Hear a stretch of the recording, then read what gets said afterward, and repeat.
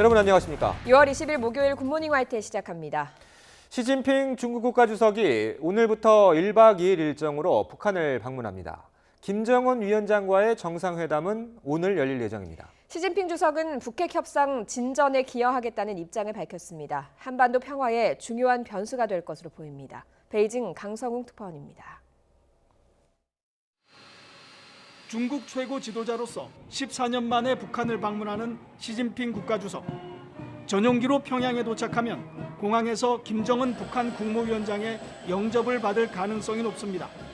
공항에서 의장대 사열을 마치면 숙소로 이동할 것으로 예상됩니다. 가장 중요한 북중 정상회담은 첫날 열릴 예정입니다. 무엇보다 시 주석이 진전을 추진하겠다고 한 한반도 비핵화와 평화 문제가 중점적으로 논의될 것으로 보입니다.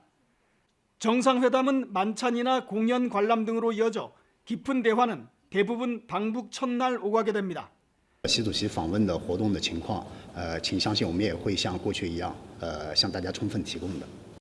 중조 우이탑은 1박 2일 일정의 둘째 날 귀국에 앞서 방문하는 것이 유력합니다. 시 주석의 방북은 국가주석 취임 후 처음이고 김정은 위원장과의 정상회담은 이번이 5번째입니다. 방북 전날 중국 관영 CCTV는 북중 친선의 징표로 동평양 중학교의 마오쩌둥 학습반을 소개했습니다. 1959年，朝鲜的东平壤第一中学设立了毛泽东班，而当时的北京五中也已经设立了金日成班。 관영신화통신은 중국이 한반도 문제의 해결에 중요 작용을 할 것이라며 기대감을 표시했습니다. 수교 70주년을 맞아 열리는 이번 북중 정상회담은 한반도 평화에 그 어느 때보다 중요한 변수가 될 전망입니다. 베이징에서 YTN 강성웅입니다. 오늘 시진핑 주석이 북한을 방문하면 이달 말 G20 정상회의까지 한반도를 둘러싼 주요국 정상들의 톱다운 외교가 본격적으로 막을 올립니다. 일단 김정은 위원장의 의중은 북중 정상회담을 통해서 전해질 것으로 보이는데요. 한일 정상회담 개최 협의도 계속해서 이뤄지고 있습니다. 신호 기자가 보도합니다. 오는 28일 G20 정상회의를 계기로 한 한반도 비핵화 대화는 평양에서 시작됩니다. 시진핑 주석이 취임 후 처음 북한을 방문해 김정은 위원장과 5번째 정상회담을 갖습니다. 문재인 대통령도 이달 4차 남북 정상회담 개최를 추진했지만 일단 이번에는 북중 정상회담에 기회를 양보하는 모양새입니다.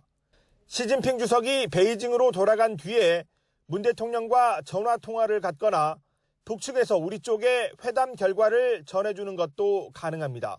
주말을 지나 다음 주 초에는 스티븐 비건 대북정책 특별대표의 방한이 예정돼 있는데 판문점이나 평양에서 북미 실무 접촉이 이루어질 가능성이 큽니다.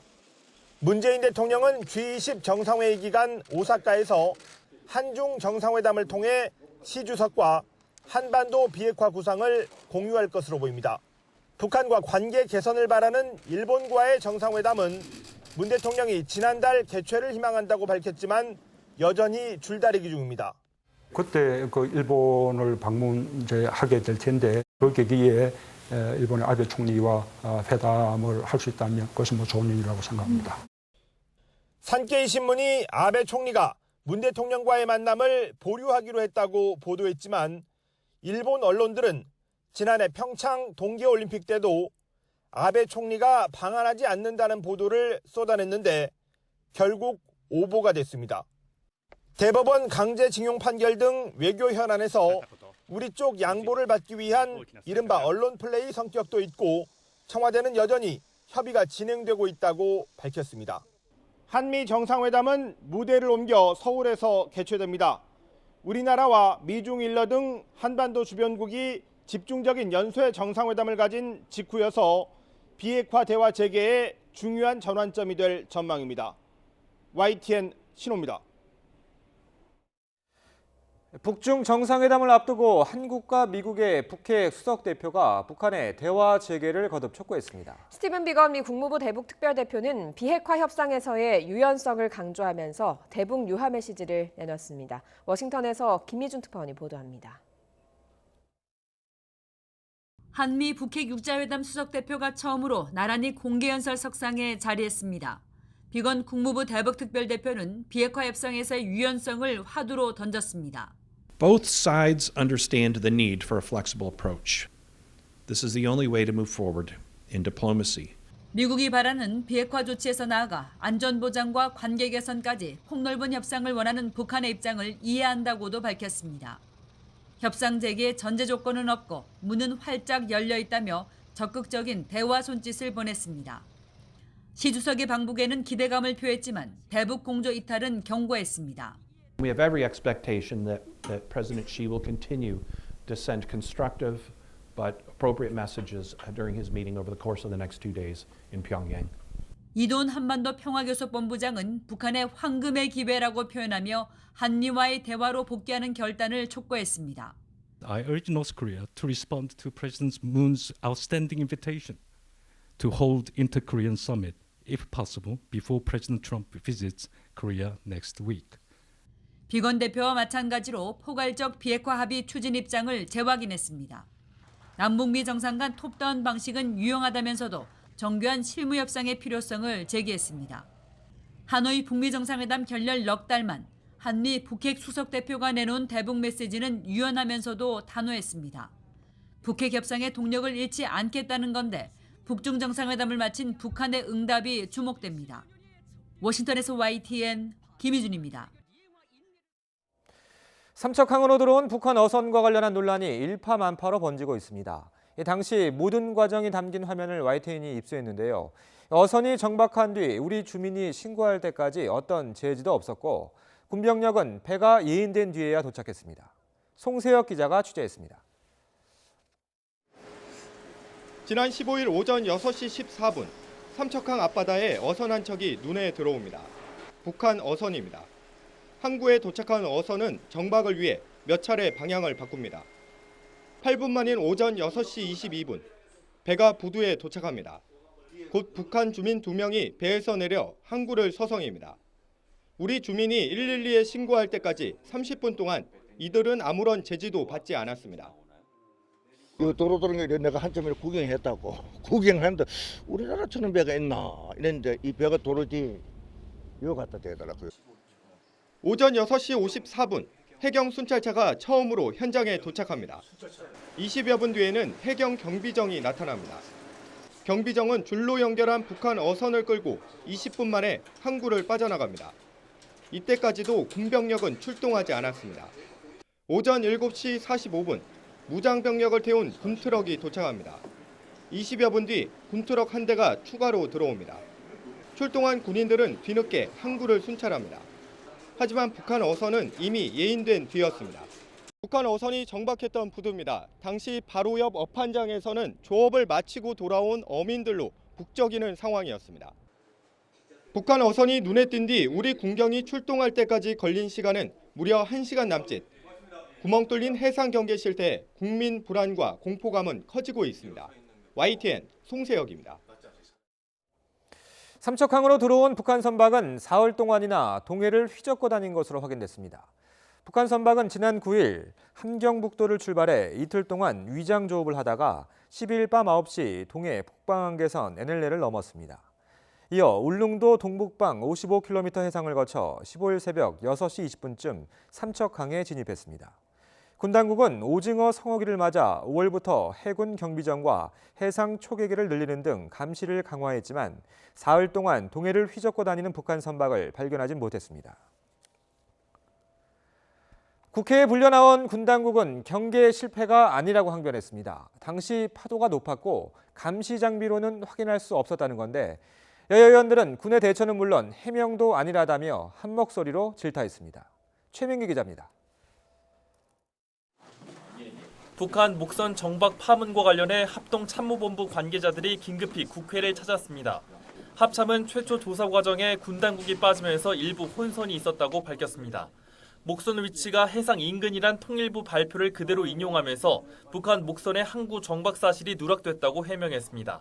북한군이 내려왔으면은 우리 군이 주도해서 합동 신문을 하는데 이것은 민간인이기 때문에 통일부가 주도해서 합참은 그러면서도 경계 실패는 아니라고 항변했습니다. 당시 파도가 높았고 현 감시 장비 체계로는 넓은 동해를 모두 탐지하기엔 한계가 있다는 겁니다. 경계를 실패한 것은 인정한 것은 아니죠. 영해상에서 약 200km에서 300km 떨어진 부분이기 때문에 이에 대해 정치권은 일제히 비판의 목소리를 높였습니다. 여당인 더불어민주당은 확실한 원인 규명을 해 책임질 부분이 있다면 군 당국이 엄중히 책임을 물어야 한다고 지적했습니다. 확실한 원인 규명을 해야 할 것입니다. 또한 이 과정에서 책임져야 할 일이 있다면 엄중히 그 책임을 물어야 할 것입니다. 자유한국당은 북한 어선이 늘어나 경계가 강화됐는데도 목선을 놓친 건 군 기강 해이가 얼마나 심각한지를 보여주는 것이라며 맹비난했습니다. 군이 해상 및 해안 경계 작전 정상적으로 시행되었다고 자꾸 강변하는 것은 저는 정말 앞서 말씀드렸으나마는 안보의식과 책임의식이 마비되었고 바른미래당도 군 당국이 진상을 파악 못한 건지 은폐하는 건지 모르겠다며 탐지 한계를 거론한 군 당국에 쓴소리를 쏟아냈습니다. 민주평화당은 국민을 속이는 군대는 용서할 수 없다고 꼬집었고 정의당 역시 상황을 은폐하려 했던 군 당국의 태도야말로 더 위험하다고 질타했습니다. YTN 최민기입니다. 북한 선원들은 가정 불화와 한국 영화 시청을 하다 적발된 것을 귀순 동기로 진술했다고 국정원이 밝혔습니다. 국정원은 삼척항에서 112 신고를 받고서야 북한 선원을 발견한 것은 우리 군의 명백한 실수라고도 지적했습니다. 김영수 기자입니다. 국가정보원은 국회 보고를 통해 북한 목선에 타고 있던 선원 가운데 선장은 귀순 의사를 밝혔다고 설명했습니다. 귀순 동기로는 가정 불화를 꼽았습니다. 선장이 부인과 가정 불화로 인해서 하게 됐다. 아무튼 전혀 이해가 되지 않는 그런 얘기를 지금 우리 국정원으로부터 저희가 지금 보고를 받았습니다. 대한민국에 남겠다고 밝힌 또 다른 한 명은 한국 영화를 본 혐의로 북한에서 조사를 받은 것으로 파악됐습니다. 선원 가운데 가장 젊은데 상습적으로 한국 영화를 시청하다 적발돼 향후 처벌이 두려워 귀순을 결심했다는 겁니다. 한국 영화 시청 혐의로 국가보위성의 조사를 받고 현재 처벌이 내려질 것을 우려하고 있는 상황이었답니다. 국정원은 여러 귀순 동기가 복잡하게 얽혀 있다고 자세히 설명했지만 드러나지 않은 의혹도 여전합니다. 먼저 선원들이 목숨을 걸고 울릉도 근처에서 닷까지 내렸는데 왜 다시 삼척항으로 방향을 틀었는지 밝혀지지 않고 있습니다. 선원 가운데 일부만 귀순 의지를 보인 것도 의문으로 남아 있습니다. 국정원은 당초 4명 모두 북한으로 돌아가겠다고 했지만 2시간 뒤 선장이 한국에 남겠다고 진술을 번복했고 뒤따라 다른 한 명도 귀순 의사를 밝혔다고 설명했습니다. 귀순을 결심한 2명에게 이끌려 북한으로 송환된 선원들이 원치 않는 동행을 했다는 설명이지만 선뜻 이해할 수 없다는 주장도 나옵니다. 그런데 2사람은 귀순 의사를 밝히고 2사람은 돌아가겠다고 하는 자체도 저희들이 좀 이해할 수가 없는 상황인 것 같고. 국정원은 다만 전투복을 입은 선장과 북으로 돌아간 선원 모두 체격과 근육 발달 상태를 봤을 때 전투 요원은 아닌 것으로 판단했다고 밝혔습니다. 또 경계작전 실패가 아니라는 군의 입장과 달리 112 신고를 받고서야 파악한 건 기가 막힌 일이라며 명백한 실수라고 진단했습니다. YTN 김영수입니다. 네, 요 며칠 대기 불안정으로 소나기 소식이 잦았는데요. 오늘은 청명한 하늘이 드러나겠습니다. 그만큼 한낮에는 강한 볕에 기온이 크게 오르겠습니다. 오늘 서울 낮 기온은 28도까지 오르겠고요. 영남 지방인 경주는 무려 33도까지 치솟으면서 한여름 더위를 보이겠습니다. 오늘 아침 강원 영서와 남부 내륙에는 안개가 짙게 끼어 있습니다. 출근길 교통안전에 주의하시고요. 또 서해상에 위치한 하층은의 유입으로 아침까지 서울과 중부 서해안에는 빗방울이 떨어지는 곳이 있겠습니다. 낮에는 안개와 구름이 걷히고 전국이 맑겠습니다. 서울 28도, 광주 30도, 대구 32도로 어제보다 2, 3도가량 높겠습니다. 강한 볕에 전국의 자외선 지수는 높음에서 매우 높음 수준까지 치솟겠고요. 오존 농도도 대부분 지역에서 높겠습니다. 한낮에 장시간의 야외 활동은 피하시는 게 좋겠습니다. 반짝 맑은 날씨가 이어지는 오늘과 달리 내일은 오후부터 중부와 경북 지방에 비가 오겠습니다. 이 지역의 비는 주말인 모레 새벽 그치겠지만 낮부터는 충청 이남 지방에 비가 오겠습니다.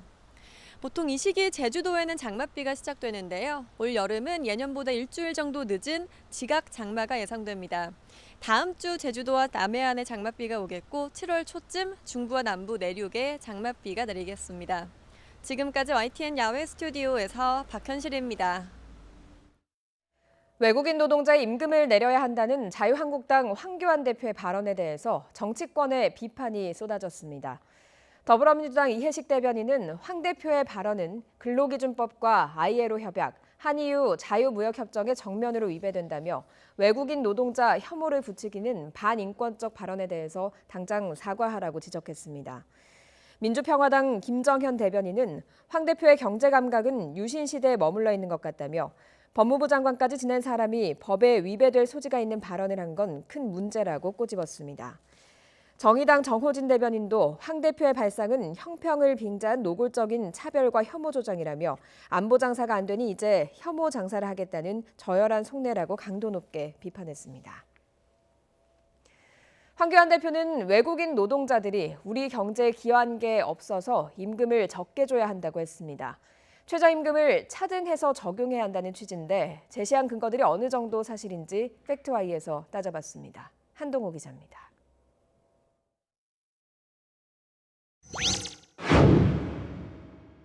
불법 체류자를 제외한 국내 외국인 노동자는 84만 명. 이들은 다양한 산업 현장에서 생산활동을 하고 임금을 받아 소비도 합니다.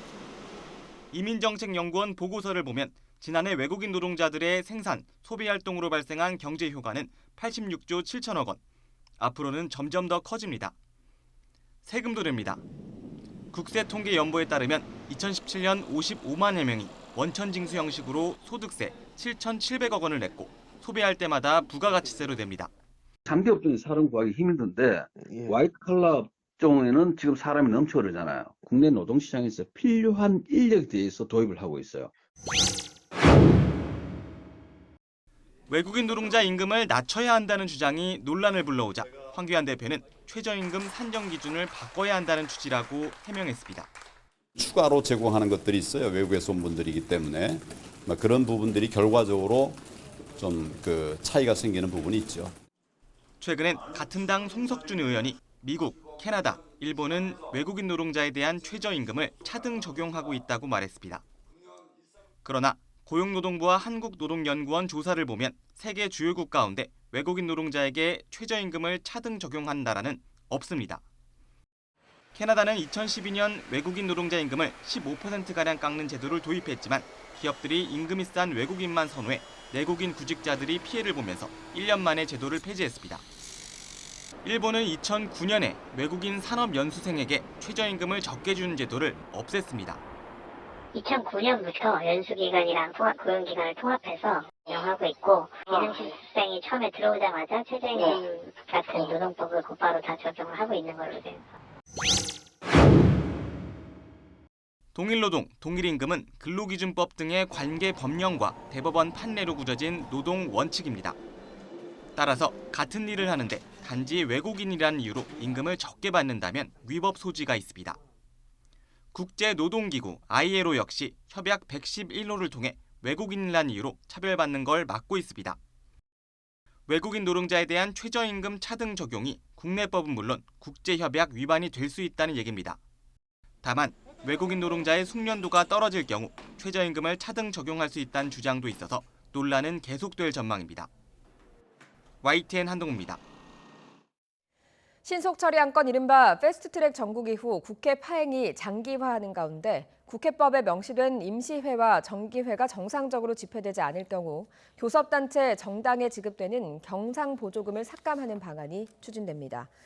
더불어민주당 정성호 의원은 국회법에 나온 임시회와 정기회의 소집이 지연되는 경우 교섭단체 정당의 경상보조금을 최대 25%까지 삭감하도록 하는 내용의 정치자금법 개정안을 대표 발의했습니다.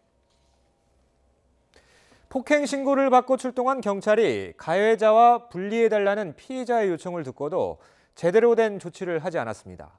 이로 인해 2차 폭행까지 벌어졌습니다. 김대겸 기자가 취재했습니다. 인천시 연희동의 한 주점 앞. 깨진 테이블을 옆에 두고 남성과 여성이 말다툼을 벌입니다. 잠시 뒤 남성 2명이 나와 다툼에 합세하는가 싶더니 이내 흰옷을 입은 남성을 폭행하기 시작합니다. 10분 동안 이어진 일방적인 폭행. 주저앉은 피해자에게 의자를 내던지는가 하면 머리를 사정없이 걷어차기까지 했습니다. 폭행을 당한 이는 46살 최모 씨. 최 씨는 이렇게 맞다가는 죽겠다 싶어 경찰에 신고했습니다. 저는 그냥 무방비 상태로 맞을 수밖에 없었고 3명이 달려들어서 저를 무작위로 폭행했던 사람이 의자를 잡더라고요. 근데 그 순간 무서웠어요. 아, 이러다 정말 죽겠구나. 최 씨는 경찰이 도착하자마자 가해자들과 떨어져 있게 해달라고 요청했습니다. 하지만 분리조치는 30분 뒤에야 이뤄졌고 가해자들의 위협에 계속 노출됐습니다. 심한 폭행에 이미 숨조차 쉬기 힘든 상태였습니다. 뭐 피도 다 말려 있었고 여기 뭐 다 부어 있었고 여기 지금 얼굴 쪽은 다 부어 있었고요. 이후 가해자들이 또다시 달려들었지만 경찰은 황당하게도 최 씨를 남겨둔 채 가해자 중 한 명과 대화를 나누며 자리를 떴습니다. 경찰이 아무런 제지를 않는 동안 이곳에서 또다시 5분 넘게 2차 폭행이 이어졌고 119 구급대가 출동한 뒤에야 최 씨는 가해자들과 떨어질 수 있었습니다. 경찰은 최 씨가 진정서를 제출한 이후에야 가해자들을 폭행 혐의로 입건하고 사태 파악에 나섰습니다. 지금 사실 확인 중에 있으니까 처음을 알려드리겠습니다. 네, 죄송합니다. 경찰은 CCTV 영상 등을 토대로 사실 확인을 거친 뒤 해당 경찰관들에 대한 징계 여부를 결정할 예정입니다. YTN 김대겸입니다. 전국 우정노조가 인력 증원 등을 요구하며 총파업을 예고한 가운데 40대 집배원이 또 숨진 채 발견됐습니다. 가족과 떨어져 혼자 살며 고된 일을 견뎌온 것으로 확인됐는데 과로사 가능성이 제기된 집배원이 올해만 벌써 9명째입니다. 이상권 기자가 취재했습니다. 충남 당진우체국 소속 집배원 49살 강모 씨가 집안에서 숨진 채 발견됐습니다. 출근 시간이 지나도 연락이 닿지 않자 동료들이 집을 찾았지만 이미 숨을 거둔 상태였습니다. 숨진 강 씨는 결혼한 아내와 떨어져 당진에 혼자 살며 집배원 일을 해왔습니다. 5년 전 당진우체국에 비정규직으로 입사해 지난해 7월 정규직이 됐는데 하루 12시간 안팎으로 고된 일을 견뎌왔습니다. 유족은 출근 시간이라도 줄이려고 관사 대신 우체국 인근에 집을 얻었고 근무지 변경까지 고민해왔다고 말합니다. 피곤해, 힘들어. 집배원도 몇 명 안 되고 일이 너무나 많대요. 밤 8시 반, 9시인데 아직도 우체국이라는 거예요. 노조는 강 씨가 지병이 없었고 석 달 전에 실시한 건강검진에서도 특이 소견이 없었다며 과로사 가능성을 제기했습니다. 물량이 많이 느는 반면에 인원은 부족하고 현재 저희 물량 대비 뒤쪽에는 현재 당진에 13명 정도가 부족 인력으로 나오고 있어가지고 직원들이 많이 고생을 하고 있습니다. 과로 때문에 숨진 것으로 추정되는 집배원은 올해만 9명입니다. 정부의 인력 증원과 처우 개선을 요구하며 총파업을 예고한 전국 우정노조는 이번 사망 사고가 예견된 인재이자 타살이라고 주장했습니다.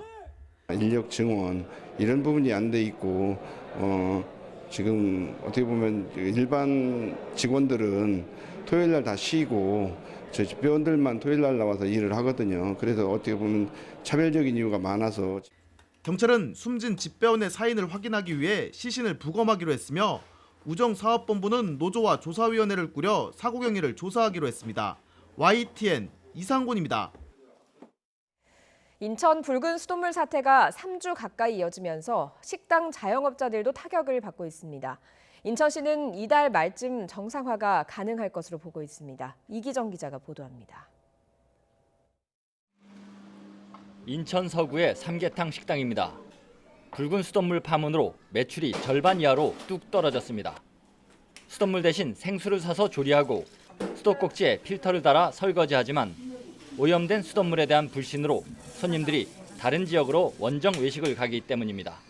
저 같은 경우는 사람들한테 우리는 이것 때문에 생수를 쓰고 있어요 라고 말을 하고 싶은데 그거를 알릴 수 있는 방법들이 없더라고요. 그래서 밖에다가도 지금 저희는 생수를 씁니다 하고 이제 붙여도 놨고.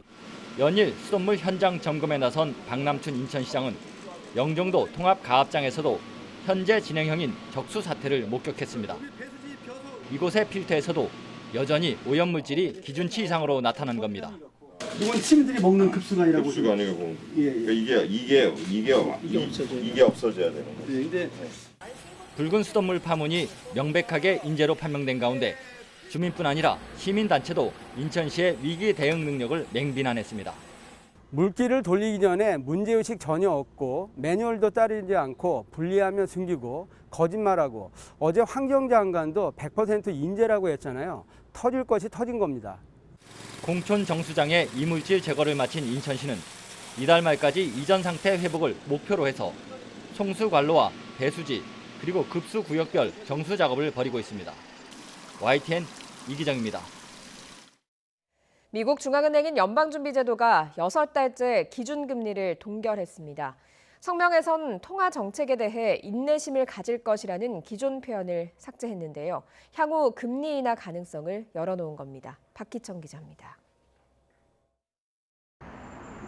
미국 연방준비제도가 기준금리를 또다시 동결했습니다.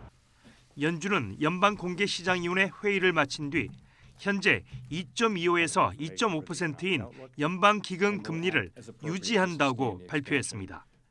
제롬 파월 의장 등 9명이 금리 동결에 찬성표를 던졌고 제임스 블라드 세인트루이스 연방준비은행 총재는 금리 인하를 주장했습니다. 이로써 기준금리는 지난해 12월 0.25%포인트 금리를 올린 뒤 6달째 동결됐습니다. 노동시장이 견고하고 경제 활동이 완만히 상승하고 있으며 실업률도 낮은 수준에 머무르고 있다는 게 금리 동결 이유입니다. 연준은 그러나 성명에서 통화 정책에 대해 인내심을 가질 것이라는 기존 표현을 삭제했습니다. 대신 경기 전망의 불확실성이 커졌다면서 확장세를 유지하기 위해 적절하게 행동할 것이라고 밝혔습니다. 향후 금리 인하 가능성을 시사한 겁니다. 파월 의장도 기준금리 동결 직후 열린 기자회견에서 통화 정책 완화 근거가 강해지고 있다며 추후 금리 인하 가능성에 무게를 실었습니다. YTN 박희천입니다. 시진핑 중국 국가주석이 취임 후 처음으로 역대 중국 최고 지도자라는 14년 만에 오늘부터 이틀 동안 북한을 방문해 김정은 위원장과 5차 정상회담을 합니다. 한반도 비핵화 평화 문제가 집중 논의될 것으로 보입니다. 북한 선박 정박에 대해서 군이 해상 경계가 뚫린 사실을 덮으려고 내용을 은폐하거나 거짓 발표했다는 논란이 커지고 있습니다. 정경두 국방장관은 군의 발표를 뒤집고 경계 실패를 인정하면서 엄중한 책임을 강조했습니다. 외국인 노동자 임금을 내국인보다 낮춰야 한다는 한국당 황교안 대표 언급에 논란이 커지고 있습니다. 차별 등을 금지한 현행법과 국제협약에 어긋나고 되려 내국인 노동자 일자리를 빼앗게 된다는 지적인데 황 대표가 해명에 나섰지만 설득력을 얻지 못하고 있습니다. 교육부가 2021년까지 3년 동안 16개 대형 사립대를 상대로 종합감사를 벌입니다. 이사회 운영을 비롯해서 입시 회계 등 학교 운영 전반을 들여다보는 강도 높은 감사로 본격적인 사학개혁 신호탄이 될지 주목됩니다. 시진핑 중국 국가주석이 오늘 북한을 방문해 김정은 북한 국무위원장과 정상회담을 가질 예정입니다. 시진핑 주석은 오늘 낮 전용기 편으로 평양에 도착해 김정은 위원장과 정상회담을 갖고 만찬을 함께할 것으로 예상됩니다. 시 주석과 김 위원장은 정상회담을 통해 북중 관계 강화 방안과 한반도 정세를 논의할 예정이어서 회담 결과가 주목됩니다. 시진핑 주석이 방북을 앞두고 북핵 협상 진전에 기여하겠다는 입장을 밝혔습니다. 북한 노동당 기관지 노동신문에 기고문을 실어 밝힌 내용인데요. 방북을 앞두고 북한 매체에 기고문을 게재한 것 자체도 이례적이라 이번 만남에 더욱 관심이 쏠리고 있습니다. 한현희 기자가 보도합니다. 중국은 북한과 손잡고 지역의 항구적인 안정을 실현하기 위한 계획을 함께 작성할 용의가 있다. 시진핑 중국 국가주석이 방북을 앞두고 앞으로 비핵화 협상에 적극 참여하겠다는 의사를 드러냈습니다. 노동신문 기고문을 통해 이번 방북에서 협의할 핵심 의제가 비핵화 관련 논의라는 점을 분명히 한 겁니다. 시 주석은 북한 및 해당 측, 그러니까 한미와 함께 한반도 문제와 관련한 대화와 협상에서 진전이 이룩되도록 공동으로 추동해 지역의 평화와 안정, 발전과 번영을 위해 적극 기여할 것이라고 밝혔습니다.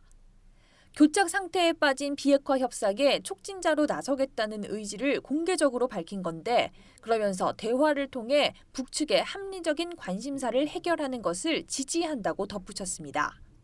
북한의 합리적 관심사라는 용어를 통해 미국을 직접 자극하지 않는 신중한 행보를 보이면서도 그간 북한이 주장해온 체제 보장이나 위협 해소, 제재 완화와 같은 입장을 묵시적으로 지지한 것으로 봅니다. 시 주석은 또 김정은 위원장의 새로운 전략적 노선을 지지하며 전략적 의사소통과 교류 강화도 제안했습니다. 한반도 문제와 더불어 북중 관계의 완전한 복원을 과시하고 새로운 단계로의 관계 도약을 꾀할 것이란 분석입니다.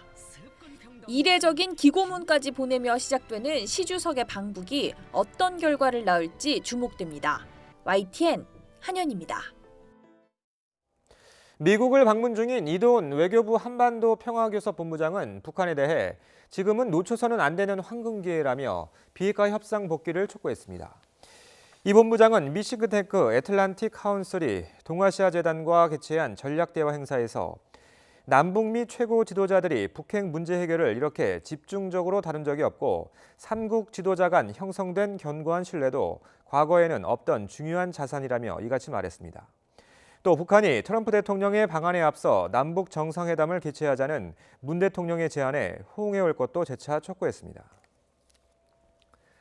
정부가 북한의 어려운 식량 상황을 고려해 국내산 쌀 5만 톤을 북한에 지원하기로 했습니다. 김현철 통일부 장관은 세계 식량 계획과 긴밀히 협의한 결과 이 같은 식량 지원안을 확정했다고 밝혔습니다. 김 장관은 쌀 지원에 필요한 예산은 남북협력기금에서 270억 원, 양국 회계에서 1,000억 원 정도가 나갈 예정이라며 가능하면 9월 안에 신속히 전달될 수 있도록 최선을 다하겠다고 강조했습니다. 지난 15일 삼척항에 들어온 북한 선박은 지난 9일 함경북도에서 출항한 것으로 조사됐습니다. 이 배가 동해 NLL을 넘은 건 지난 12일 밤입니다. 무려 사흘 동안 우리 해상 경계망이 뚫려 있었습니다. 강정규 기자입니다. 북한 목선은 지난 9일 함경북도에서 출항했습니다. 12일 밤 9시 동해 북방 한계선 NLL을 넘었고 울릉도 동북방 55km 해상을 거쳐 15일 새벽 6시 20분쯤 삼척항에 진입했습니다. 해군이 NLL을 따라 경비정을 배치하고 해상 초계기가 수시로 감시 비행을 돌았지만 사흘 동안 동해를 휘젓고 다니는 북한 선박을 발견하진 못했습니다. 해안 감시 카메라와 레이더도 깜깜이었습니다.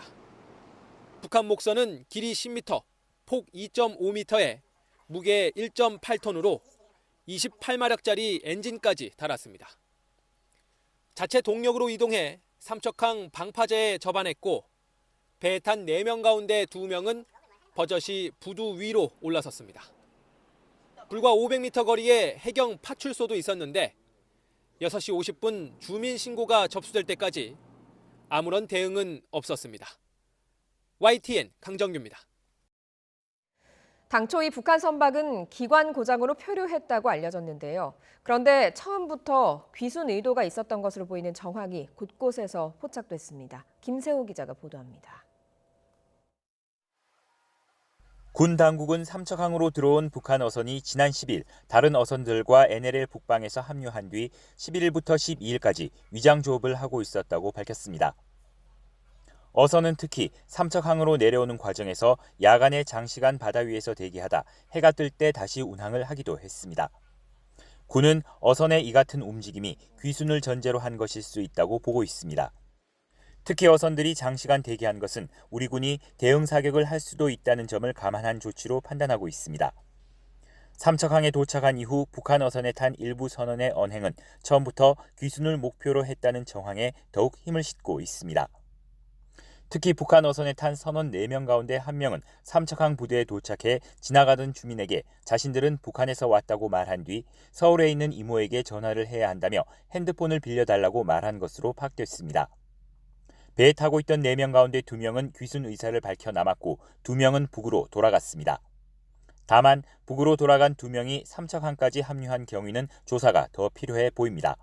YTN 김세호입니다. 군이 해상경계에 구멍이 있었던 사실을 메우려고 실제로 있었던 내용을 은폐하거나 거짓으로 발표했다는 논란도 커지고 있습니다. 어선 경계에 대해서 말이 달라졌고 선박이 항구에 정박했다는 사실도 숨겼는데요. 정경두 국방장관은 엄중하게 책임져야 한다고 강조했습니다. 김지선 기자입니다. 당초 합참은 북한 어선이 기동하지 않고 해류를 따라 떠내려왔다고 밝혔습니다. 작은 목선인데다 해류와 같은 속도로 떠내려와 레이더로는 배와 해면을 구분하기 어려웠다는 겁니다. 전반적인 해안 경계 작전에는 문제가 없었습니다. 소형 목선은 일부 탐지가 제한되는 점을 확인하였습니다. 하지만 북한 선원들은 선박을 자체 수리해 속도를 내며 남하했고 필요할 경우 해상에서 엔진을 끄고 대기하다 다시 속도를 높여 이동했습니다. 표류하며 남하하는 북한 어선을 확인하지 못했다며 해상 경계 구멍에 대해 거짓 해명을 한 겁니다. 선박이 발견된 곳도 삼척항 인근이라고 애둘렀습니다. 언뜻 들으면 해상에서 발견된 것 같지만 선박은 부두에 정박했고 2명은 배에서 방파제로 내려 지나가던 주민과 대화까지 나눴습니다. 정경두 국방부 장관은 경계작전에 문제가 없었다는 군의 발표를 뒤집고 실패를 인정한 뒤 엄중하게 책임을 져야 할 것이라고 밝혔습니다. 경계작전 실태를 꼼꼼하게 되짚어보고 이 과정에서 책임져야 할 인원이 있다면 엄중하게 책임을 져야 할 것입니다. 경계 구멍에 군의 거짓 해명이 겹쳐 의혹을 키우고 있습니다. YTN 김지선입니다. 해경은 이번 북한 어선의 삼척항 귀순 사건과 관련해서 담당 지휘관을 인사조치했습니다. 조현배 해양경찰청장은 화상회의를 통해서 동해지방해양경찰청장은 경고조치하고 동해해양경찰서장은 인사조치하기로 했다고 밝혔습니다. 조 청장은 북한 어선 사건에 대해서 막중한 책임감을 느낀다며 기본이 잘 지켜지고 있는지 돌아봐야 한다고 말했습니다. 네, 오늘 출근길은 우산을 챙길 필요 없겠습니다. 비 예보 없이 맑은 날씨를 보이겠는데요. 맑은 하늘 속에 기온이 쑥쑥 올라가겠습니다. 어제는 낮 기온이 25도를 웃돌았지만 오늘은 30도 안팎까지 기온이 크게 높아지겠습니다. 서울의 한낮 기온이 28도까지 오르겠고요. 경북 의성은 33도까지 치솟겠습니다. 다른 지역도 어제보다 2, 3도가량 낮 기온이 높겠습니다. 대전이 28도, 강릉과 광주는 30도까지 높아지겠습니다. 현재 위성 모습입니다. 서해안을 비롯한 내륙 일부 지역에 안개가 드리워져 있는데요. 현재 고성의 가시거리가 110m, 봉화는 240m까지 좁혀져 있습니다. 안개는 낮에 기온이 오르면서 점차 소산될 것으로 보입니다. 또 아침까지 서울과 중부 서해안에 빗방울이 조금 떨어지겠지만 낮에는 전국이 맑겠습니다. 낮 동안 자외선과 오존에도 주의가 필요합니다. 오늘 전국의 자외선 지수는 높음에서 매우 높음 수준을 보이겠고요. 오존 농도도 대부분 지역에서 나쁨 단계까지 치솟겠습니다. 내일은 오후부터 중부와 경북 지역에 비가 오겠습니다. 주말 새벽에 중부와 경북 지역에 비는 그치겠지만 주말 낮에는 충청과 남부 일부 지역에 비가 또 오겠습니다.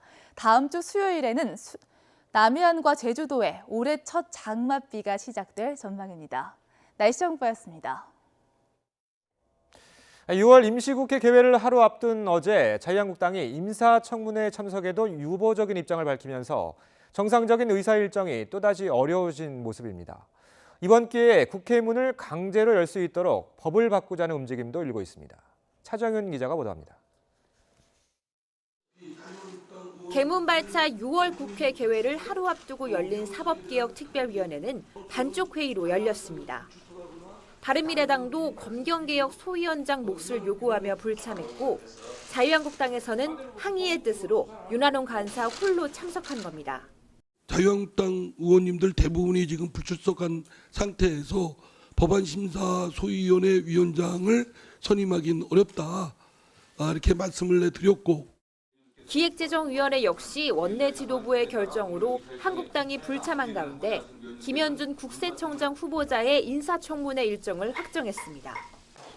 국회 공전이 장기화되면서 경제 원탁회의가 여야 합의점을 찾을 새로운 쟁점으로 떠올랐습니다. 문희상 국회의장이 한국당의 경제청문회 요구를 일부 수용해 중재안을 낸 건데 여당은 신중한 입장입니다.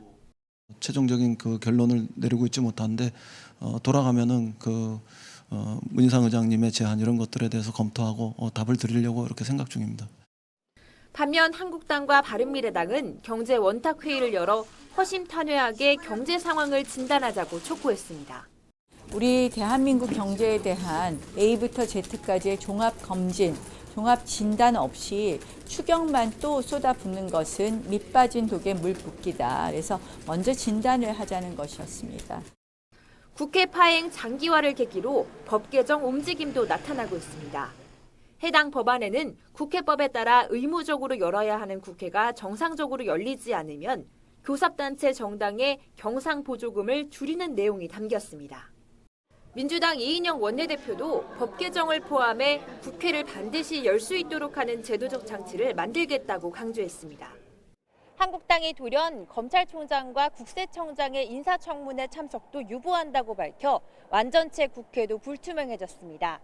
여야의 양보 없는 기싸움에 이를 지켜보는 국민의 피로도만 높아지고 있습니다. YTN 차정윤입니다.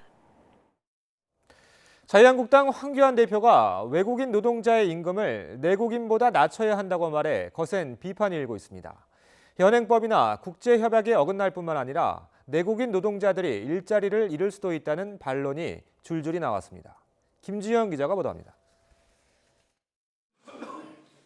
민생 탐방의 일환으로 부산 지역 기업인을 만난 자유한국당 황교안 대표가 외국인 노동자 임금 문제를 꺼내들었습니다. 세금을 내고 국가에 이바지한 내국인과 그렇지 않은 외국인 노동자가 같은 수준의 임금을 받는 것이 공정하지 않다는 겁니다. 황 대표는 한국당이 법 개정을 통해서 문제를 개선하겠다며 외국인 임금 인하를 추진하겠다는 입장을 밝혔습니다. 일각에서는 임금 수준을 정부가 정하는 것이 문제라고 공격하는 한국당이 거꾸로 반시장적 발언을 했다는 비판이 나옵니다. 무엇보다 외국인 노동자의 임금을 깎을 경우 결과적으로 임금이 높은 내국인 노동자의 고용마저 줄어들 것이라는 반론이 제기되고 있습니다. 현행 근로기준법을 위반한 것입니다. 또한 우리나라가 비준해 국내법과 동등한 효력을 가지는 국제노동기구 제111호 차별협약뿐 아니라 한EU 자유무역협정에도 정면으로 위배됩니다. 바른미래당 하태경 의원은 우리 청년 일자리만 더 줄어드는 결과를 낳게 될 것이라며 황 대표가 경제 문제로 문재인 대통령을 비판할 자격이 없다고 꼬집었습니다. 논란이 일자 황 대표는 차별이 있어서는 안 된다는 취지라며 진화에 나섰습니다. 최저임금 산정 기준에 검토가 필요하다 이런 취지의 말씀입니다. 현실을 얘기한 겁니다. 황 대표의 발언을 두고 현 정부의 고용 노동 정책에 불만을 가진 기업인들을 끌어당기려는 의도라는 해석도 많습니다. YTN 김주영입니다. 20세 이하 월드컵 준우승을 차지한 우리 대표팀이 청와대로 초청됐습니다. 선수들과 만찬을 함께한 문재인 대통령은 대표팀이 보여준 서로 간의 신뢰와 배려, 열정과 유쾌함이 좋았다면서 아시아 축구의 경사라고 격려했습니다. 김도원 기자입니다.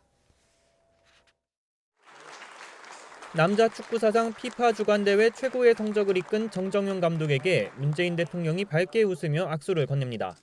골든볼을 수상한 이강인 선수를 비롯해 대표팀 전원과도 일일이 악수를 나누며 축하했습니다. 문 대통령은 대표팀의 준우승은 아시아 축구의 경사라면서 북유럽 순방 마지막 날 스웨덴을 떠나는 길에 결승전을 챙겨봤다고 소개했습니다. 공항으로 가는 차 안에서 휴대폰 앱으로 이렇게 봤는데 우리 부부가 계속해서 소리를 지르니까 앞좌석에 동성한 스웨덴 경호관이 그때마다 어떻게 됐냐 이렇게 물어봤습니다. 또 준우승도 대단하지만 감독과 선수들이 서로 보여준 신뢰와 배려, 열정이 정말 좋았다고 높이 평가했습니다. 선수들은 대표팀 해산 전 마지막으로 준우승의 기쁨을 누렸습니다. 아무나 쉽게 못 들어오는 대라고 들었어요. 근데 저희가 얼마나 대단한 일을 했는지 여기 와서 좀 느끼는 것 같아요. 이렇게 좋은 자리에 왔으니까 다음엔 더 열심히 해서 또 좋은 자리 오고 싶어요. 정종용 감독은 늦은 시간까지 응원해준 국민 덕분에 좋은 결과를 낼 수 있었다고 감사의 뜻을 밝혔습니다.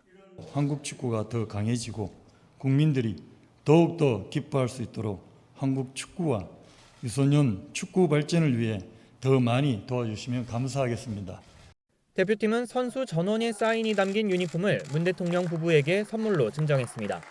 문 대통령은 더 높은 목표를 향해 신나게 전진해달라면서 내년 도쿄올림픽, 2022년 카타르 월드컵에서도 선전을 기대했습니다. YTN 김도원입니다.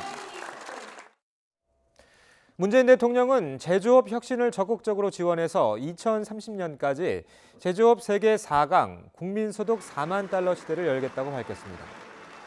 문 대통령은 경기도 안산 스마트 혁신센터에서 열린 제조업 르네상스 비전 선포식에서 대한민국의 경제 활력을 제조업에서부터 다시 불러일으키겠다며 이같이 말했습니다. 문 대통령은 스마트 친환경 공장 보급을 통해 제조업 혁신을 가속하고 시스템 반도체, 미래차 등 신산업 분야 육성을 위해 2030년까지 188조 원 규모의 투자를 하겠다고 말했습니다. 최저임금위원회가 내년도 최저임금 결정을 위한 본격적인 심의에 들어갔습니다. 노동계는 10,000원 공약 이행을, 경영계는 동결을 주장하면서 격전을 예고했습니다. 김장하 기자가 취재했습니다.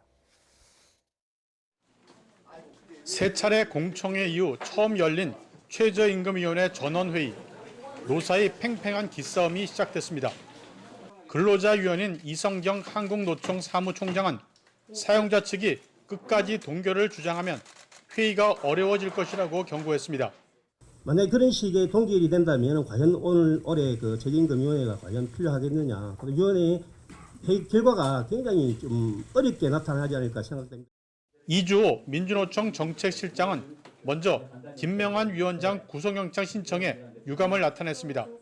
그러면서 최저임금 1만 원은 사회적 약속이고 가야 할 목표라고 강조했습니다. 1만 원이 하나의 사회적 약속이고 우리가 가야 될 목표이기 때문에 그걸 중심으로 우리 최저임금 논의가 진행되기를 다시 한번 강력하게 희망합니다. 사용자위원인 이태희 중소기업중앙회 본부장은 사실상 최저임금 동결을 요구했습니다. 그렇지만 이제 더 이상은 이 인상을 받아들이기가 어렵다라는 입장을 절실하고 분명하게 밝힌 것으로 저는 보고 있습니다. 유기정 경총 전무는 대내외 상황이 어려운데 최저임금 안정이 필요하다고 밝혔습니다. 사업주도 힘들고 근로자도 힘든 상황들을 어떻게 하면 슬기롭게 극복할 수 있느냐는 방향으로 최저임금 심의가 있어야 될 것 같고, 최저임금위원회 박준식 위원장은 오는 25일 전원회의 때 최저임금 최초 요구안을 제시하도록 노사에 요청했습니다. 노사가 최초 요구안을 내놓으면 내년도 최저임금을 결정하기 위한 본격적인 줄다리기가 시작됩니다. YTN 김장하입니다. 골관절염 치료제 인보사 파문을 일으킨 코오롱 티슈진의 상장 적격성 실질심사 대상 여부 결정이 미뤄졌습니다. 한국거래소는 실질심사 대상 여부를 결정하기 위한 추가 조사가 필요하다고 판단해서 조사 시한을 연장한다고 밝혔습니다. 이에 따라 거래소는 오는 7월 10일까지 코오롱 티슈진의 실질심사 여부를 결정하게 됩니다. 코오롱 티슈진이 실질심사 대상이 되면 관리 종목으로 지정되며 심사 결과에 따라서 상장 폐지 위기에 처할 수도 있습니다. 차량 공유 서비스 타다에 대한 개인 택시 기사들의 반발이 계속되고 있습니다. 택시기사 900여 명이 세종시와 서울을 돌면서 이른바 전국 순례투쟁을 벌였는데요. 집회 현장에서 나온 발언을 직접 들어보시죠. 지금이라도 늦지 않았습니다.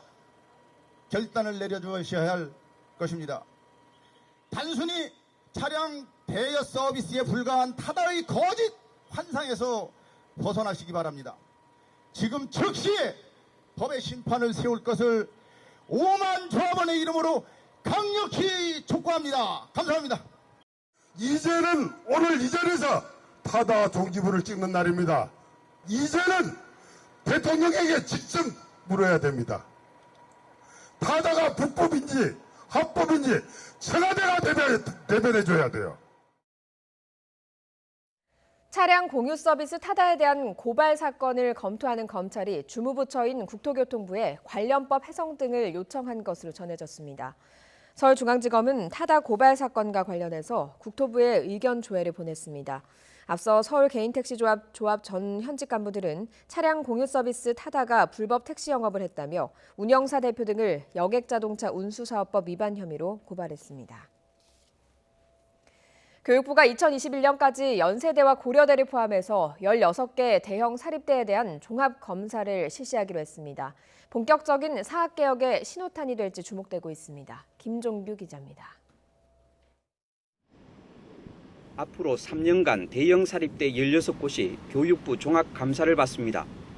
학생 수 6천 명 이상, 또 단 한 번도 교육부의 종합감사를 받지 않은 대학이 대상입니다. 여기에는 연세대와 고려대, 서강대, 경희대 등이 포함되어 있습니다. 교육부가 감사 대상을 한꺼번에 특정한 것은 이번이 처음입니다. 그동안 교육부는 비리 의혹이 제기된 대학이나 학생 수 4천 명 이상 대학을 대상으로 무작위 추천 방식으로 종합감사 대상을 정했습니다. 권익위에 따르면 사립대 전체의 31.5%인 113곳이 교육부 종합감사를 단 한 번도 받지 않았습니다.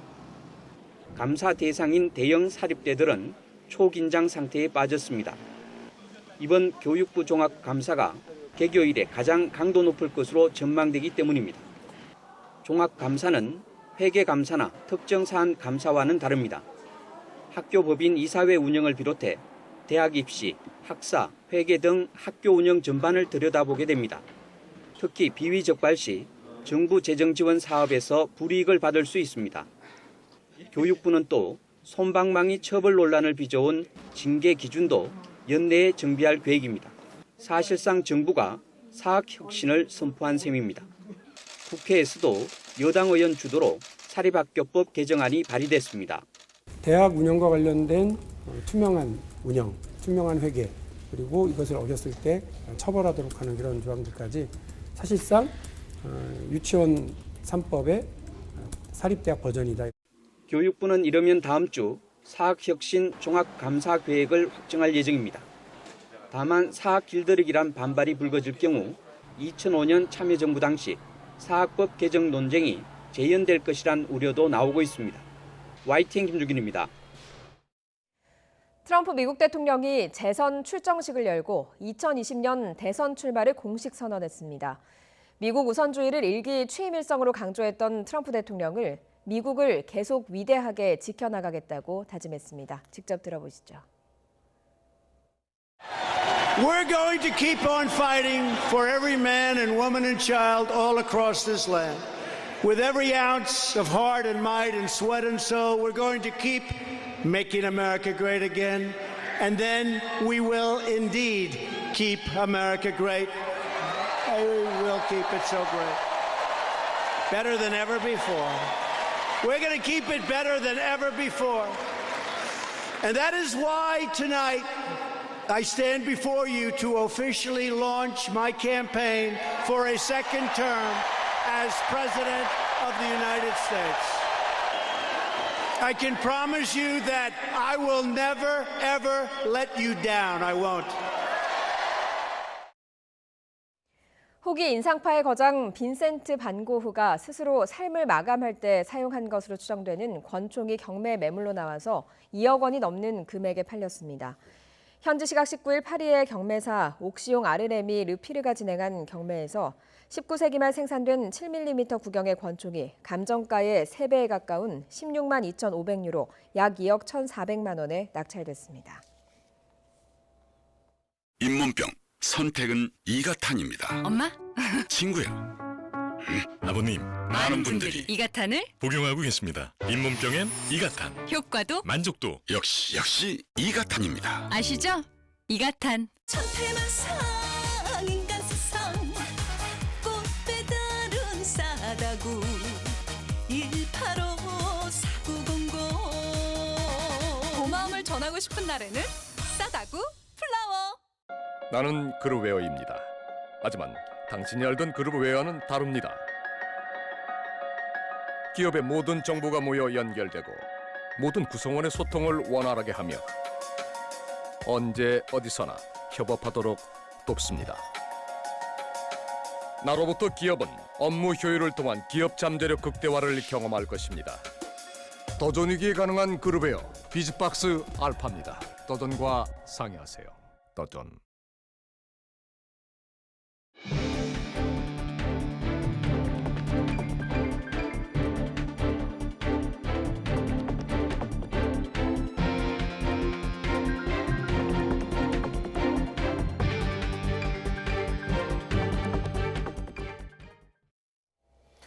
시진핑 중국 국가주석이 오늘 북한을 방문해 김정은 북한 국무위원장과 정상회담을 가질 예정입니다. 시진핑 주석은 오늘 낮 전용기 편으로 평양에 도착해 김정은 위원장과 정상회담을 갖고 만찬을 함께할 것으로 예상됩니다. 시진핑 주석의 북한 방문은 국가주석에 취임한 이후 처음이며 중국 최고 지도자로는 14년 만입니다. 미국 중앙은행인 연방준비제도가 시장의 예상대로 기준금리를 동결했습니다. 미국 연준은 연방공개시장위원회 회의를 마친 뒤 현재 2.25에서 2.5%인 연방기금 금리를 유지한다고 발표했습니다. 연준은 그러나 성명에서 통화정책에 인내심을 가질 것이라는 기존 표현을 삭제해서 향후 금리 인하 가능성을 시사했습니다. 네, 5만 원권이 발행을 시작한 지 10년이 됐습니다. 발행 초기엔 지하 경제를 키우는 주범이 될 수 있다. 이런 우려도 있었죠. 10년이 지난 지금 우리 생활에 어떻게 자리 잡았을까요? 백종규 기자가 취재했습니다. 5만 원권이 세상에 나온 첫날, 아침 일찍부터 한국은행 앞은 5만 원권을 바꾸려는 사람들로 북적였고 몸싸움까지 벌어졌습니다.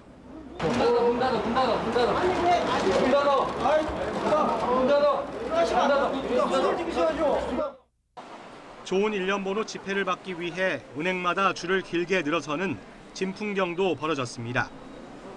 어제 7시, 9시 10분에 왔지. 왜 이렇게 일찍 오셨어요? 새 돈 바꾸려고 왔지. 오는 23일 신사임당 초상화와 22가지 위조 방지 장치가 담긴 5만 원권이 발행 10주년을 맞습니다. 45일 동안 8단계에 걸쳐 만들어진 이 5만 원권은 이처럼 만장 5억 원씩 포장돼 한국은행에 유통됩니다. 5만 원권은 지금까지 40억 장 가까이 발행됐는데 금액으로는 196조 원이 넘습니다. 또 시중에 유통된 화폐 가운데 금액과 지폐 장수 기준으로 가장 높은 비중을 차지하고 있습니다. 또 우리 국민의 현금 사용 행태를 보면 5만 원권은 거래용 현금의 43%, 예비용 현금의 79%를 차지하고 있습니다. 5만 원권은 물건을 사는 데 쓰이는 경우가 제일 많았고 경조금으로 사용하는 경우가 뒤를 이었습니다. 5만 원권이 중심 화폐로 자리 잡으면서 긍정적인 효과도 나타나고 있습니다. 만 원권 5장의 역할을 하면서 한 해 600억 원의 화폐 관리 비용을 줄이는 역할을 하고 있습니다. 자기압수표를 많이 대체를 했기 때문에 자기압수표 관련 비용도 많이 절감이 돼가지고 사회 전체적으로 비용도 많이 절감되고 국민들께서 현금을 사용하실 때 많이 편리해진 점이 좋은 점이라고 말씀드릴 수 있겠습니다.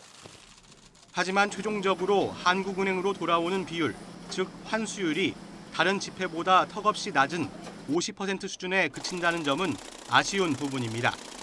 돌아오지 않은 돈이 비자금 등 지하 경제에 활용되는 것이 아니냐는 우려는 10년 동안 풀지 못한 숙제입니다. YTN 백종규입니다. 내년부터 연 2천만 원 이하 분리과세 금융소득에도 건강보험료가 부과될 것으로 보입니다. 김용희 국민건강보험공단 이사장은 기자간담회에서 국세청에서 분리과세 금융소득에 대한 자료를 받으면 내년부터 해당 금융소득에도 보험료 부과가 가능해질 것이라고 말했습니다. 지금까지는 종합소득에 포함되는 임대금융소득에 대해서만 보험료를 매겨왔습니다. 국가정보원에서 특수활동비를 지원받은 혐의로 1심에서 징역 6년의 실형을 선고받은 박근혜 전 대통령의 항소심 절차가 오늘 종료돼 검찰 구형이 내려질 예정입니다. 박 전 대통령은 국정농단 사건 1심이 진행되던 2017년 10월부터 모든 재판을 거부해왔고 이번 사건에서도 한 차례도 법정에 나오지 않았습니다. 자율형 사립고 이 자사고 재지정 평가를 둘러싸고 논란이 계속되어 온 전주 상산고등학교의 평가 결과가 오늘 나옵니다. 전라북도 교육청은 오늘 오전 11시 상산고등학교에 대한 자사고 재지정 여부를 공식 발표합니다.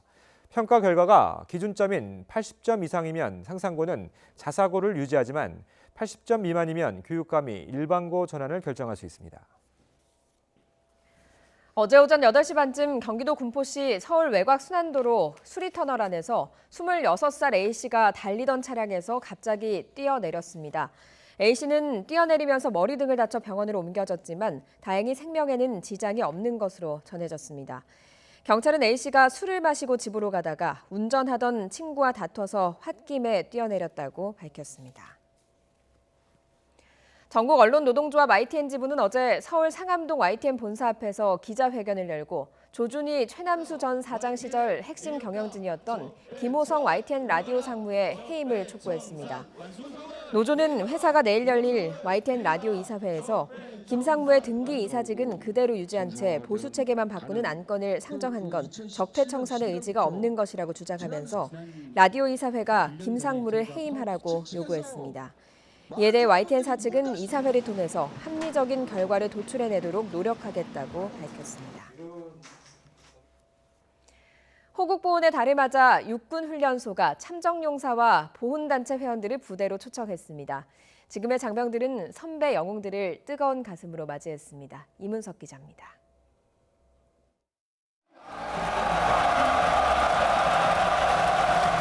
록스타가 온 듯 환호성이 터집니다. 휘날리는 태극기 사이 주인공들이 입장합니다. 6.25 월남전 참전용사 같은 국가유공자와 그 가족입니다. 호국 보훈의 달, 선배 전우들에게 감사하는 마음을 담아 육군훈련소가 초대장을 보냈습니다. 선배 전우 여러분들의 엄청난 피 흘림과 희생과 노고 위에 오늘의 우리가 존재하고 있다고 생각합니다. 신나는 음악엔 손뼉으로 화답해주고 어려운 동작이 나오면 같이 숨죽여 집중했습니다.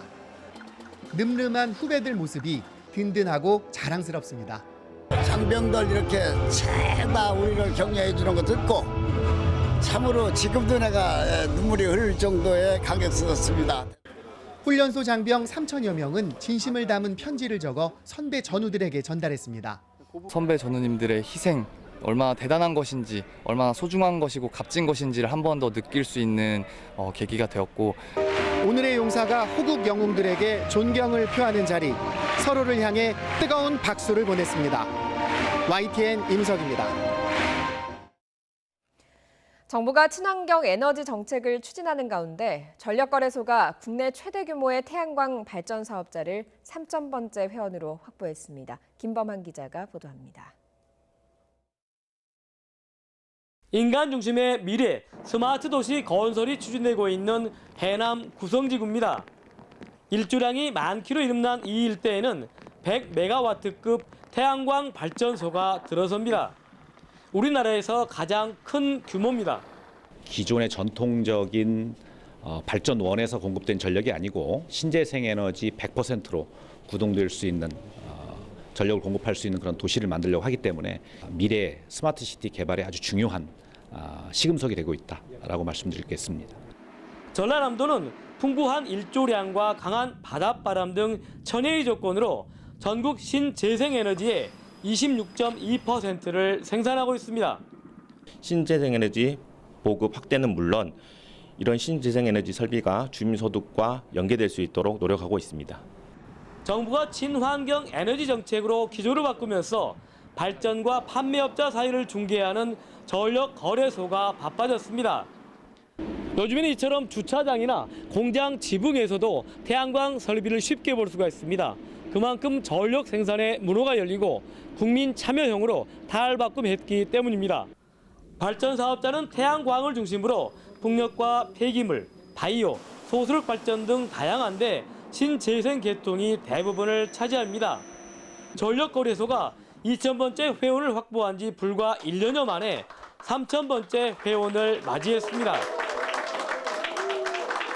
소규모 중개시장과 같은 전력 비즈니스 모델을 적극 개발을 해서 다양한 플레이어들이 전력 시장에 참여할 수 있는 그러한 생태계를 조성하도록 저희들이 할 수 있는 역할을 다하도록 하겠습니다. 전력거래소는 4차 산업혁명 등 환경 변화에 대응한 전력 시장을 구현하고 에너지 전환 비즈니스를 창출하는 데 힘쓸 예정입니다. YTN 김봉환입니다.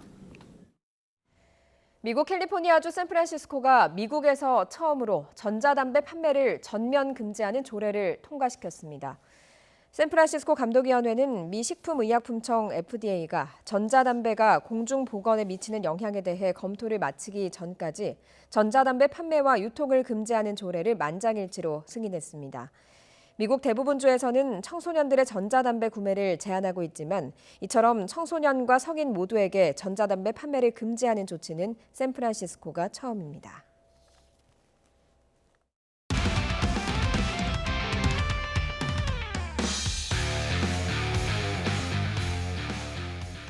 스포츠 뉴스입니다. 미국 여자 프로골프 LPGA 투어에서 올해 메이저 대회 2번을 모두 우리 선수들이 우승했습니다.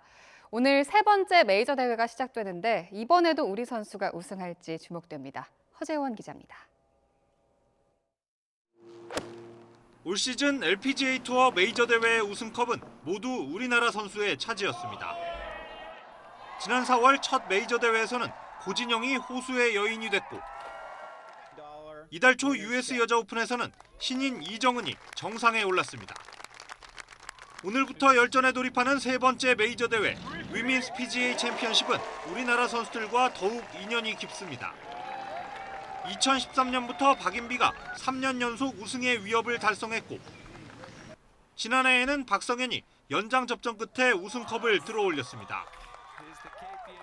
우승을 이끌었던 16번 홀 환상적인 로브샷은 지난해 LPGA 투어 최고의 샷으로 선정됐습니다. 올해도 우리 선수들의 우승 가능성은 어느 때보다 큽니다. 올 시즌 메이저 대회 2번을 포함해 15개 대회에서 절반에 가까운 7승을 휩쓸고 있습니다. 11주 연속 세계 랭킹 1위를 지키고 있는 고진영과 US 여자 오픈 우승자 이정은이 선봉에 섭니다. 디펜딩 챔피언으로 나서는 박성현은 최근 퍼트 난조를 이겨낼 수 있을지가 관건입니다. 이 밖에 박인비와 유소연, 김세영과 지은이 등 관록의 베테랑들도 언제든지 우승을 노려볼 만합니다. 10년 전 양용은이 타이거 우즈를 꺾었던 바로 그 장소에서 우리 선수들이 메이저 3연속 우승을 달성할 수 있을지 관심이 모아집니다. YTN 허재원입니다. 프랑스에서 열린 피파 여자 월드컵에 출전한 우리 여자 축구대표팀이 어제 인천공항을 통해 귀국했습니다. 4년 전 대회에서 사상 처음으로 여자 월드컵 16강에 진출했던 우리나라는 이번 대회에서는 조별리그 3전 전패에 그치며 탈락했습니다. 윤덕여 감독과 주장인 조소연 선수의 소감 들어보시죠. 우리 여자 축구의 어떤 그 경쟁력을 위해서는 반드시 해외 어떤 기회가 된다 그러면 해외 진출해서 그 유럽의 강한 어떤 선수들과 같이 부딪혀보면서 한국 축구가 발전할 수 있는 길을 만드는 게 정말 필요하다 이렇게 생각하고 있습니다. 공수 전환의 속도가 제일 많이 빨라졌다고 생각해요. 아무래도 골대로 다이렉트로 많이 가는 패스도 되게 많고 공격적인 움직임도 되게 많아서 속도 면에서 저희가 경기를 했을 때 따라가기가 되게 많이 힘들었던 경기라고 생각해요. 그래서 그런 면에서는 남자들만큼은 아니어도 속도 면에서는 되게 많이 따라가고 있다고 생각합니다. 세계적인 축구 스타 호날두가 소속팀 유벤투스와 함께 한국에 옵니다. 한국 프로축구연맹은 다음 달 26일 저녁 8시 서울 월드컵 경기장에서 K리그 선발팀과 유벤투스가 친선 경기를 벌인다고 발표했습니다. 양측은 이번 친선 경기 개최에 합의하면서 호날두의 출전을 보장하는 조건을 담은 것으로 알려졌습니다. 12년 만에 남미 축구 정상 도전에 나선 브라질이 무려 3골이 취소되는 불운 속에 베네수엘라와 비겼습니다. 해외 스포츠 서봉국 기자가 종합했습니다. 후반 14분 브라질의 제주스가 선제골을 기록합니다. 하지만 주심은 VAR 판독에 들어갔고 득점에 도움을 준 피르미누의 옵사이드가 선언됩니다. 비슷한 상황은 종료 3분 전에도 일어났습니다. 코치뉴가 골을 터뜨린 듯 했지만 역시 비디오 판독 결과 골문 앞에 있던 피르미누가 한 번 더 옵사이드를 범해 무효가 됐습니다. 앞서 전반 37분 득점 상황도 공격수 반칙으로 취소된 브라질은 3골을 모두 허공으로 날려버리는 불운 속에 베네수엘라와 0대0으로 비겼습니다. 남미 최강을 가리는 코파 아메리카 조별리그 2차전 승점 1점 추가에 그쳤습니다. 페루는 볼리비아의 역전승을 거뒀습니다. 전반 28분 페널티킥 선제골을 내줬지만 이후 3골을 연속으로 몰아쳐 3대1로 이겼습니다.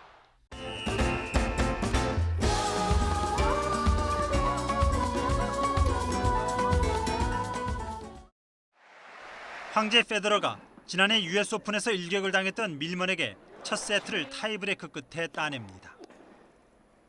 한 박자 빠른 공격과 섬세한 발리로 밀어붙인 페더러는 2대0으로 승리하며 잔디 코트 시즌을 기분 좋게 출발했습니다. 서브를 한 뒤 라켓을 손에서 놓친 부누아 페어가 갑자기 테니스 공으로 축구를 합니다. 같은 프랑스 출신인 상대 송가도 기다렸다는 듯 발재간으로 응수합니다. 관중들은 뜻밖의 진풍경에 환호성으로 화답했고 2대0으로 페어를 제친 송가는 2회전에서 페더러와 맞붙게 됐습니다. YTN 서봉국입니다.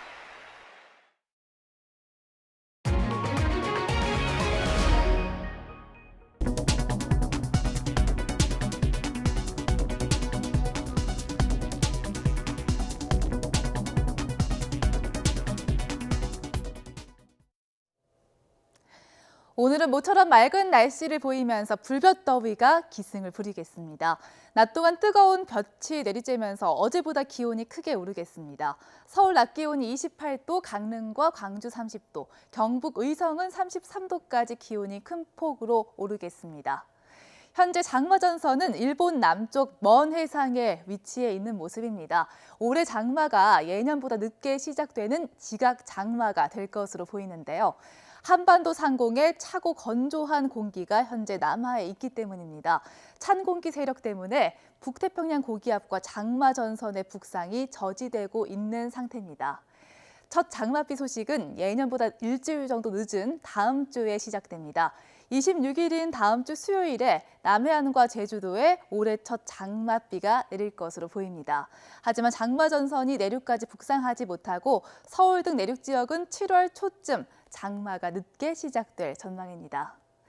오늘은 비 예보 없이 전국이 맑겠지만 아침까지 서해안과 내륙 지역에 안개가 짙게 끼겠습니다. 자외선과 오존의 낮 동안 주의가 필요한데요. 전국의 자외선 지수 높음에서 매우 높음 수준, 오존 농도는 나쁨 수준까지 오르겠습니다. 날씨 정보였습니다. 잠시 후 8시 굿모닝 YTN 2부가 이어집니다.